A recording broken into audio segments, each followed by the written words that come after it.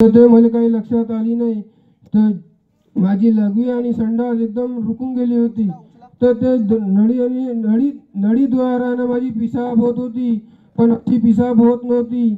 मग असं करता करता टेस्ट करता करता मेडिकलचे कम से कम महिना दीड महिना चक्कर काटले, पण कधी भी मला आराम नाही। टेस्ट करतच नव्हते डॉक्टर लोक, एक एक तारीख देत होते, ते 2-2 महिन्याची 3-3 महिन्याची।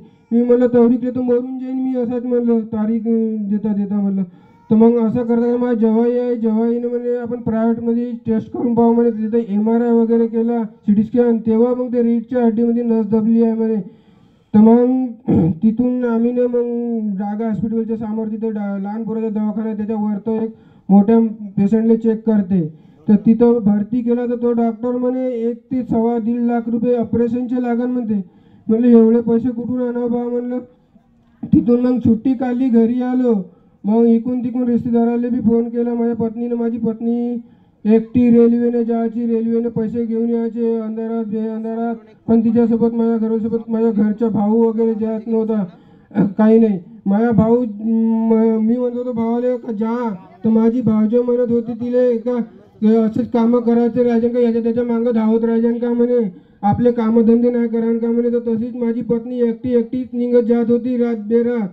तर माझ्या पत्नीचे गलत विचार करून त्यांनी सेवकाच्या घरच्या लोकांनीच तिला वाईट ठरवलं होतं का गलत विचारामध्ये असेल बा म्हणून। पण माझी पत्नी गलत विचारात होतीच नाही। ते लहानाची मोठी झाली, मायाची आहे ती, तर मायाचा पुरा फर्ज निभवला तिनं, पर ते कधी तशा वाईट व्यसनमध्ये कधी गेलीच नाही।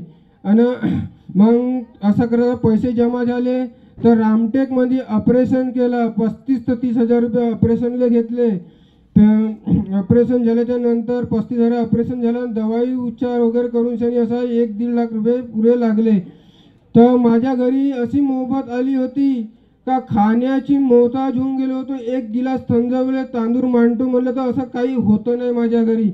तर मग माझे 21 दिवसाचे कार्य सुरू होते। माझा काका बाजूलाच राहते, हिवराजी बेलपांडे, तर म्हणे तुला येथून काही आराम नाही आहे म्हणे, तर तू कार्य चेंज करून पाय म्हणे, तुला मी पाहून राहिलो म्हणे एवढ्या दिवसाचा, तू काही वर्त ह्या उन्हाळ्याला म्हणे काही नाही म्हणे, तर म्हणे चेंज करून पाय म्हणे। मग मी त्याचा शब्द ऐकला आणि तसाच मी ना कार्यकर्ता बाईले शब्द सोडवला का बाई म्हणलं मी कार्य दुसरीकडून घेऊ शकतो का, तर ठीक आहे बेटा म्हणे, तुला शब्द सोडवला म्हणे तर घेऊ शकतो म्हणे, असं काही विषय नाही म्हणे। तर मग तसाच मग दुसऱ्या दिवशी मी काकाजीकडे आलो आणि म्हणलं कार्य घ्यायचे आहे म्हणलं, काकाजी माझे कार्य तिकडून होते, मला काही सुखसमाधी मिळालीच नाही म्हणून, माझं असं असं प्रॉब्लेम आहे म्हणलं। तर ठीक आहे म्हणे, मला 3 दिवसाचे माफीचे कार्य दिल्यावर मग असे 3 दिवस 7 दिवस असे चालू होते। तर ऑपरेशन झाल्याच्या नंतर बंदी बी मला पिसाब अशी कपड्या लत्त्यावर होत होती। त्या सर्मच्या माऱ्यानं मी घरी फाशी लागायची, रस्सी बांधायची, का इरीवर जायचं एकटाच, माझ्या पत्नीला कामावर जाऊ द्यायचं, आणि माझ्या 2-2 पोरी माझ्या मागं येत होत्या।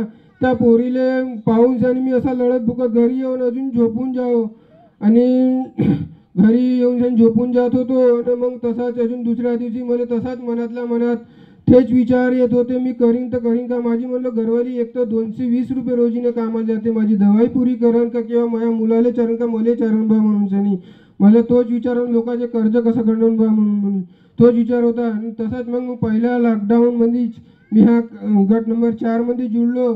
तर मला काकाजी वगैरेने अन्न पुरवठा सुद्धा केला आणि दवाई उपचार सुद्धा पूर्ण केला माझा। मग काही दिवसाच्या नंतर दवाई उपचार पुरा बंद केला।